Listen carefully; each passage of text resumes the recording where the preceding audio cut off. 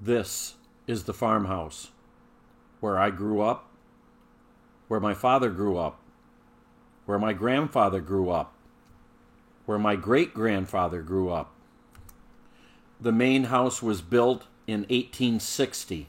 We got electricity in 1943 with the Rural Electrification Act.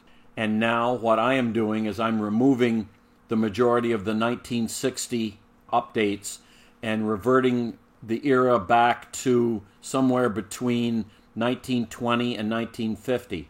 I'm going to show you each room in the order that I did them years ago. While I am no more of a carpenter or a designer than any member of my family has ever been, I'm doing it to suit me and my tastes.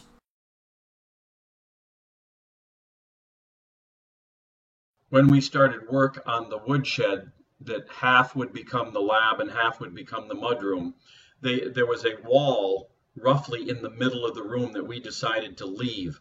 What had happened is when it was a woodshed, the floor in the outer section was pulled up and those planks were used as a wall. Now, being roughly in the middle, it occluded part of, I guess would be the eastern window. And so there's no way to put a window frame around this window if it's partly inside the wall. So that is why we had to literally move the window. Now here's what it looks like on the outside. It was aluminum casing that had been formed to the window, and we kind of liked it, and we didn't want to remove it and damage it, nor could we, without a break, we couldn't reproduce it. So we decided to move the whole window casing and everything over. So the first thing to do was cut around the window and get it out of the wall. And here it is ready to be tipped out. And here it is completely out and laying against the outside wall. And you can also see part of the inside partition wall that was partially occluding the window, which was the reason why we were moving it. So the easiest way to move the window was to cut a bigger hole in the wall. For spacing, we decided to just move the window over to the next full 2x4, and then we set the window back into the hole and used some clamps to hold it temporarily in position. And here's what the window looks like on the outside. You can see that we slid it over quite a ways to get it away from that inner partition wall.